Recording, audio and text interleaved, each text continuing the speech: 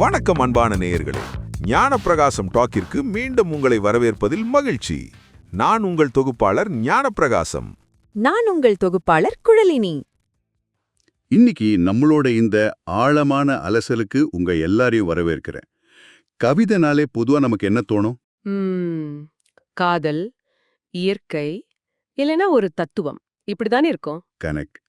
ஆனா ஆயிரக்கணக்கான வருஷங்களுக்கு முன்னாடி எழுதப்பட்ட ஒரு பழைய கவிதை நூலை நீங்க படிச்சுட்டு இருக்கீங்கன்னு கொஞ்சம் கற்பனை செஞ்சு பாருங்களேன். மேலோட்டமா பார்க்கும்போது அது ஏதோ எதுகை மோனையோட எழுதப்பட்ட ஒரு சாதாரண பாடல் மாதிரி தான் தெரியும். ஆமா, சாதாரணமா படிச்சா அப்படிதான் தோணும். ஆனா அந்த வார்த்தைகளுக்குள்ள ஒரு வேதியியலாரோட பார்வையில பார்த்தா அது ஒரு பயங்கரமான வீரியமிக்க வேதியியல் கலவையை உருவாக்குறதுக்கான மிக துல்லியமான செய்முறைன்னு உங்களுக்கு புரிஞ்சா எப்படி இருக்கும்? நிஜமாவே ஆச்சரியமா இருக்கும். ஏன்னா இன்னைக்கு நாம பார்க்க போறது வெறும் இலக்கியத்து கிடையாதுங்க. கண்டிப்பா. பழங்கால தமிழர்களோட வேதியியல் மற்றும் மெட்டலர்ஜி, அதாவது உலோகவியல் ரகசியங்களை உள்ளடக்கிய போகர் 7000 நூல்ல இருக்கிற சில குறிப்பிட்ட பாடல்களை பத்தி தான் நாம இன்னைக்கு பார்க்க போறோம். இதுல ரொம்ப சுவாரஸ்யமான விஷயம் என்னன்னா, சித்தர்கள் எப்படி இவ்ளோ சிக்கலான வேதியியல் சூத்திரங்களை சாதாரண மக்களுக்கு புரியாத மாதிரி எளிய பாடல்களுக்குள்ள மறைச்சு வச்சாங்க அப்படிங்கிறது தான். ஆமாங்க. குறிப்பா சொல்லணும்னா சவுக்கார செய்நீர் அப்படின்னு சொல்லப்படுற ஒரு திரவத்தை அவங்க எப்படி தயாரிச்சாங்க, எந்த மாதிரியான ஆய்வக தொழில்நுட்பங்களை 1000 வருஷங்களுக்கு முன்பே பயன்படுத்தினாங்க அப்படிங்கிறத நாம இன்னைக்கு டீகோட் பண்ண போறோம். அதாவது இது கவிதைக்குள்ள ஒளிஞ்சிருக்க ஒரு பழங்கால வேதியியல் ஆய்வகத்தோட நேரடி ஒளிபரப்பு அப்படின்னே சொல்லலாம். ரொம்ப சரியா சொன்னீங்க. அந்த ரகசிய மொழியை உடைக்கிற இடத்துல இருந்து தான் நாம இன்னைக்கு ஆரம்பிக்க போறோம். நம்மகிட்ட இருக்கிற ஆதாரமான போகர் 7000 நூல்ல இருந்து சவுக்கார செய்நீர் தயாரிக்கிற முறையை விளக்குற 47வது பாடலை நான் முதல்ல வாசிக்கிறேன். சரி, வாசிங்க, கேப்போம். செய்திட்ட சவுக்கார செய்நீர் கேளு, திணியான சாரமது பழமும் 10, வைத்திட்ட வபினோடு மிளகு பூரம், வகையொன்றுக்கு 5 காசிடை தூக்கி, மெய்திட்ட மேநீர் விட்டாங்காட்டி, மிகையான சாரத்தின் மேலே பூசி, ஐதிட்ட அறக்கதுதான் பழமும் 5, அதன் மேலே இலக்கியுமே கவசம் போடே. இதுதான் அந்த 47வது பாடல். ரொம்ப அருமையா வாசிச்சிங்க. இதை நம்ம கொஞ்சம் விரிவாக பிரித்து பார்க்கலாம். சரிங்க. இப்போ சவுக்காரம் அப்படின்னா பொதுவா நாம சலவை செய்ய பயன்படுத்துற சோப்புன்னு தானே அர்த்தம். போகர் எதுக்காக இங்க கடினமான உலோகங்களை உருமாற்ற சோப்பு நீரை பற்றி பேசுறார்? அங்கேதான் நாம அந்த வார்த்தையோட வேர் சொல்லுக்கு போகணும். சவுக்காரம் அப்படிங்கறதோட வேர்ச்சொல் உவர்மண். உவர்மண், அதாவது காரத்தன்மை கொண்ட மண்ணா? எக்ஸாக்ட்லி, அதிகப்படியான காரத்தன்மை கொண்ட ஒரு பொருள். நவீன வேதியியல்ல இத காஸ்டிக் லிக்விட் அல்லது வீரியமிக்க ஆல்கலைன் கரைசல் அப்படின்னு சொல்லலாம். ஓஹோ, அப்போ இது சாதாரண சோப்பு இல்ல? கண்டிப்பா இல்ல. இது கடினமான உலோகங்களோட மேற்பரப்புல இருக்கிற ஆக்சைடுகளை கூட அரிச்சு எடுக்கக்கூடிய ஒரு மிக சக்தி வாய்ந்த வேதியியல் கரைப்பான். எனக்கு புரியுது. அப்போ நாம தயாரிக்க போறது ஒரு வீரியமிக்க ஆல்கலைன் ஆசிட். சரி, பாடலோட அடுத்த வரிய பார்ப்போம். திணியான சாரமது பழமும் 10 அப்படின்னு சொல்றாரு. திணியான அப்படின்னா ரொம்ப அடர்த்தியானன்னு பொருள். இந்த சாரம் அப்படிங்கிறது எதை குறிக்குது? சாரம் அப்படிங்கிறது இங்க நவச்சாரத்தை குறிக்குது. மாடர்ன் கெமிஸ்ட்ரியில இத அமோனியம் குளோரைடு அப்படின்னு சொல்லுவாங்க. ஓ, அம்மோனியம் குளோரைடு. இது ஒரு முக்கியமான ரசாயன உப்பாச்சே. ஆமா, பழம் அப்படிங்கிறது அந்த காலத்துல பயன்படுத்தப்பட்ட ஒரு துல்லியமான எடையளவு. அதாவது 10 பழம் எடையுள்ள எந்தவித கலப்படமும் இல்லாத அடர்த்தியான நவச்சார கட்டிய முதல்ல அடிப்படை மூலப்பொருளா எடுத்துக்கணும்னு போகர் சொல்றார். சரி, நவச்சாரம் 10 பழம் எடுத்தாச்சு.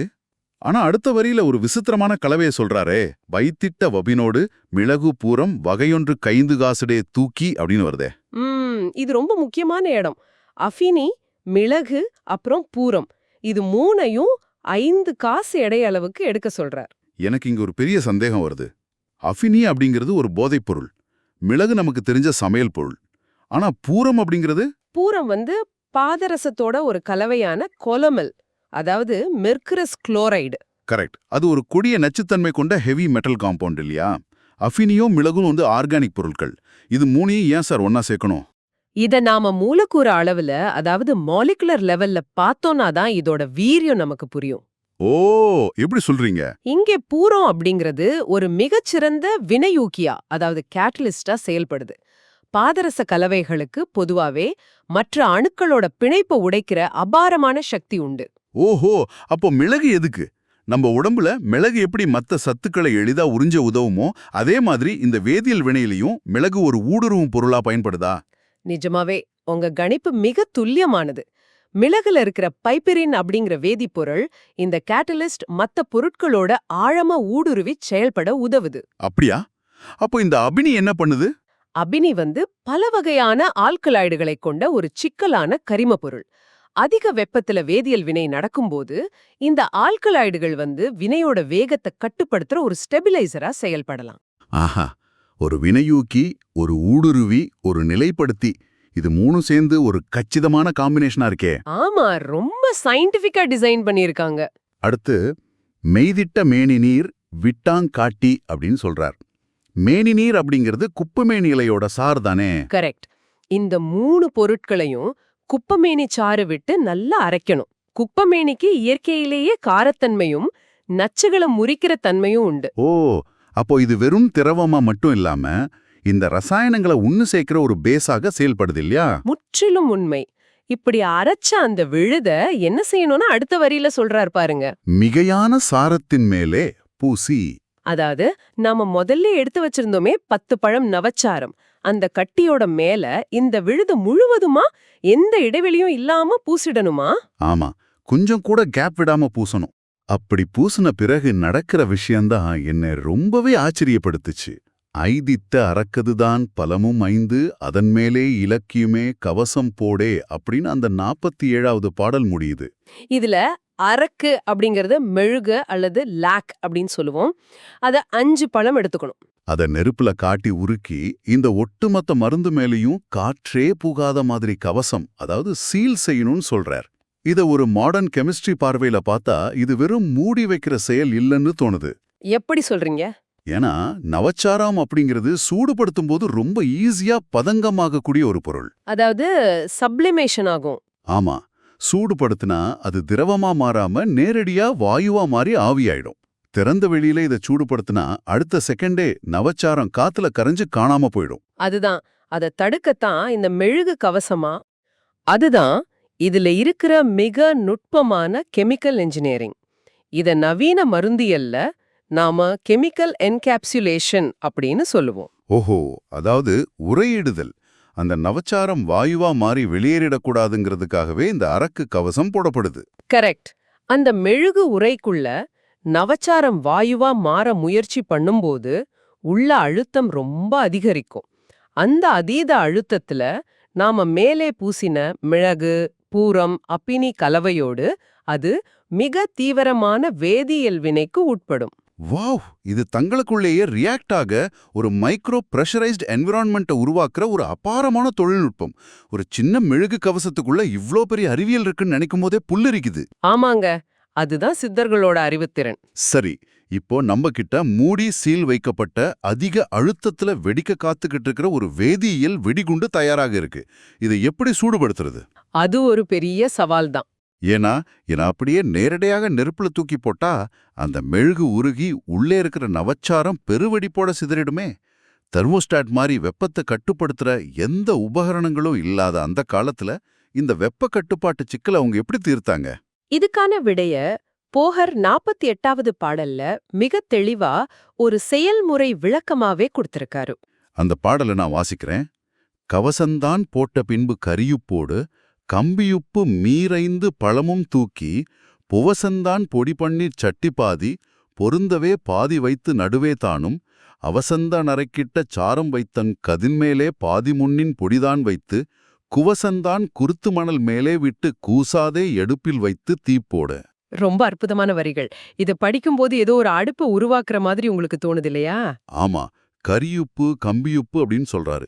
எதுக்காக இந்த 2 உப்புகளையும் சட்டியில நிரப்பணும்? இத ஒவ்வொரு படியா அதோட வேதியியல் காரணத்தோட நம்ம பிரிச்சு பார்ப்போம். கரியுப்போடு கம்பையுப்பு மீறைந்து பழமும் தூக்கி, இதுல கரியுப்பு அப்படிங்கிறது நாம அன்றாட சமையலுக்கு பயன்படுத்துற கல்லுப்பு, அதாவது சோடியம் குளோரைடு. ஓகே, அப்போ கம்பியுப்புனா என்ன? கம்பையுப்பு அப்படிங்கிறது வெடியுப்பு. நவீன வேதியியல்ல இத பொட்டாசியம் நைட்ரேட் அப்படின்னு சொல்லுவாங்க.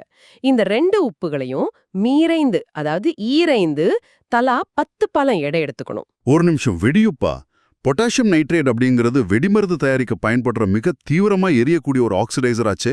அதையே இங்க கல்லுப்போட கலக்கணும். அங்கதான் போகரோட புத்திசாலித்தனமே அடங்கியிருக்கு. புவசந்தான் பொடி பண்ணி சட்டி பாதி, பொருந்தவே பாதி வைத்து நடுவத்தானும். இந்த வரிய கவனிங்க.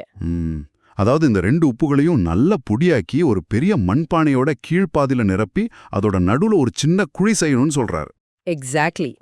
இப்போ இங்க என்ன நடக்குதுன்னா, கல்லுப்பு அதிக வெப்பத்தை தாங்கி மெதுவா உள்ள கடத்துற ஒரு தெர்மல் இன்சுலேட்டராக செயல்படுது. ஓஹோ, கல்லுப்பு ஒரு இன்சுலேட்டரா? ஆமா.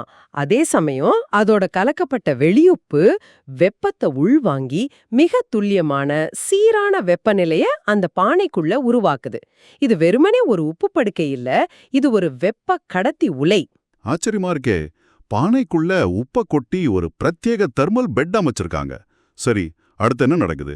அவசந்தான் நிறக்கிட்ட சாரம் வைத்தங், கதிர்மேலே பாதி முன்னின் பொடிதான் வைத்தங் அப்படின்னு வருது. அதாவது நாம முன்பே தயாரிச்சு மெழுகால சீல் செஞ்சு வச்சிருந்தோமே அந்த நவச்சார கட்டி, அத ரொம்ப கவனமா அந்த உப்பு குழியோட நடுவுல வைக்கணும். வச்ச பிறகு மீதமுள்ள அந்த உப்பு பொடியை கொண்டு பானையோட மீதி பாதியும் நிரப்பி அந்த மருந்து கட்டிய முழுமையா மூடிடணும் இல்லையா? மருந்து இப்போ உப்பிற்கு நடுவுல பாதுகாப்பா புதைக்கப்பட்டுடுச்சு. ஆமா. ஆனா பானையோட வாய்ப்பகுதியை இன்னும் நாம மூடல. அதுக்கும் ஒரு குறிப்பிட்ட பொருளை பயன்படுத்த சொல்றார் போகர். குவசந்தான் குருத்து மணல் மேலே விட்டு கூசாதே எடுப்பில் வைத்து தீப்போடே. குருத்து மணல்னா ஆற்று மணல் தானே? கரெக்ட். ஆற்றுப்படுகையில கிடைக்கிற மிக நுண்ணிய சிலிக்கா நிறைஞ்ச ஆற்று மணல் தான் இது. பானையோட உச்சியில அந்த உப்பு பொடிக்கு மேலே இந்த நுண்ணிய மணலை கொட்டி பானையோட வாய்ப்பகுதியை முழுவதுமா அடைச்சிடணும். அதுக்கப்புறம் தயங்காம அந்த பானைய அடுப்புல வச்சு தீ மூட்டணும்னு சொல்றார். இத பாக்கும்போது மாடர்ன் கெமிஸ்ட்ரி லேப்ல பயன்படுத்துற ஹீட்டிங் மேண்டில் அல்லது சாண்ட் பாத் அப்படிங்கிற முறை தான் எனக்கு உடனே ஞாபகத்துக்கு வருது. ரொம்ப சரியா புடிச்சீங்க. பழங்கால ரசவாதத்துல, அதாவது ஆல்கெமில இதுக்கு பேர் வாலுகா யந்திரம். வாலுகா யந்திரமா? நேரடி வெப்பத்தை தவிர்த்து ஒரு தெர்மல் இன்சுலேட்டர் மாதிரி உப்பையும் மணலையும் பயன்படுத்தியிருக்காங்க, கரெக்டா? ஆமா. இதுல இருக்கிற தெர்மோடைனமிக்ஸ் மிக மிக ஆச்சரியமானது. எந்த ஒரு வேதியியல் பொருளையும் நேரடியாக நெருப்ப காட்டி சூடுபடுத்தினா அது தெர்மல் ஷாக் எனப்படும் அதீத வெப்ப அதிர்ச்சிக்கு உள்ளாகும். நேரடி நெருப்பு பானையோட ஒரு பகுதியை மட்டும் அதிகமா சூடாக்கும், அதாவது ஹாட்ஸ்பாட்ஸ் உருவாகும். அப்படி நடந்தா உள்ளே இருக்கிற மெழுகு உருகி அந்த பிரத்யேக அழுத்தம் உடைஞ்சு நவச்சாரம் வெடிச்சு சிதறிடும். எக்ஸாக்ட்லி. அதை தடுக்க தான் இந்த அமைப்பு. இங்க பானைக்குள்ள இருக்கிற உப்பும் அதுக்கு மேல் இருக்கிற மணலும் அடுப்பிலிருந்து வர்ற அந்த நேரடி வெப்பத்தை மெதுவா உள்வாங்கும். ஓ, உள்வாங்கி பானைக்குள்ள இருக்கிற அந்த கவசம் செய்யப்பட்ட மருந்துக்கு மிகச் சமமான சீரான வெப்பத்தை கொடுக்கும். இது வெப்பத்தை துல்லியமாக கட்டுப்படுத்துற ஒரு பழங்கால தெர்மோஸ்டாட் அமைப்பு. 100க்கு 100 உண்மை. 1000 வருஷங்களுக்கு முன்பு வெறும் கல் உப்பையும் வெடியுப்பையும் ஆற்று மணலையும் வச்சுக்கிட்டு ஒரு கண்ட்ரோல்டு ஹீட்டிங் ஃபர்னஸை உருவாக்கியிருக்காங்க அப்படிங்கிறது நிஜமாவே ஒரு நம்ப முடியாத பொறியியல் சாதனை தான். ரொம்பவே பிரமிப்பா இருக்கு. சரி, இப்படி இவ்வளவு மெனக்கெட்டு ஒரு உலை அமைச்சு சூடுபடுத்திய பிறகு அந்த பானைக்குள்ள என்ன நடக்குது?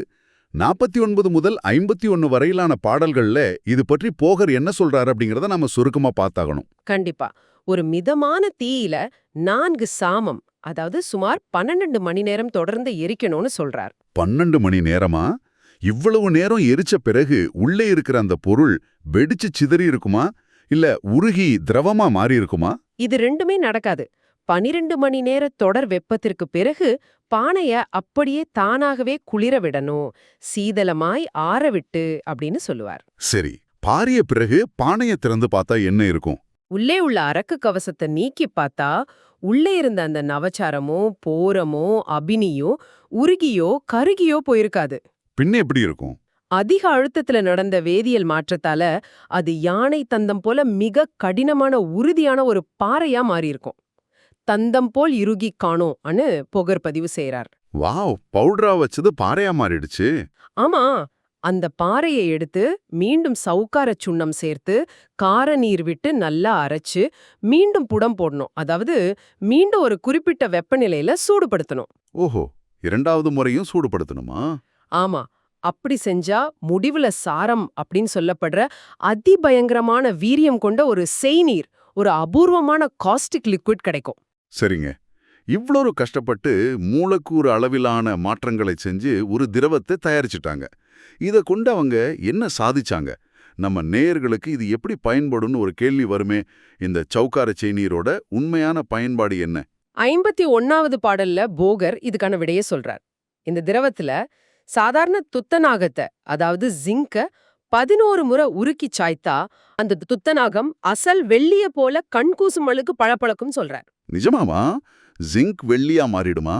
அதோட நிக்கல, ஈயம் அல்லது வங்கம் எனப்படும் திரவ நிலையில எளிதில் உருகக்கூடிய உலோகம் கூட இந்த நீர் பட்டதும் உறைந்து கெட்டியான பாறை போன்ற கட்டியா மாறும் சொல்றார். ஆச்சரியமா இருக்கே. அது மட்டுமல்ல, 64 வகையான கொடிய பாஷாணங்களும் இந்த நீர் பட்டதோடனே தங்களது நச்சுத்தன்மையை இழந்து உயிர் காக்கும் அமிர்தமா மருந்தா மாறிடும் சொல்றார்.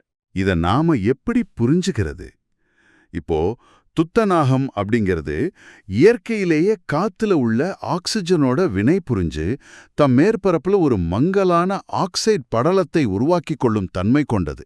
சர்ஃபேஸ் ஆக்சிடேஷன்னு சொல்வோம். கரெக்ட். இந்த வீரியமிக்க சௌக்கார செய்நீர் அந்த ஆக்சைடு படலத்தை முற்றிலுமா அரிச்சு நீக்கி துத்தநாகத்தோட மேற்பரப்புல உள்ள அணுக்களோட பிணைப்பை மாற்றி அமைச்சு ஒரு மைக்ரோ அமால்கம் போல செயல்பட்டு அது என்றென்றைக்கும் வெள்ளிய போல ஒளிரும்படி செய்யுது அப்படின்னு சொல்லலாமா?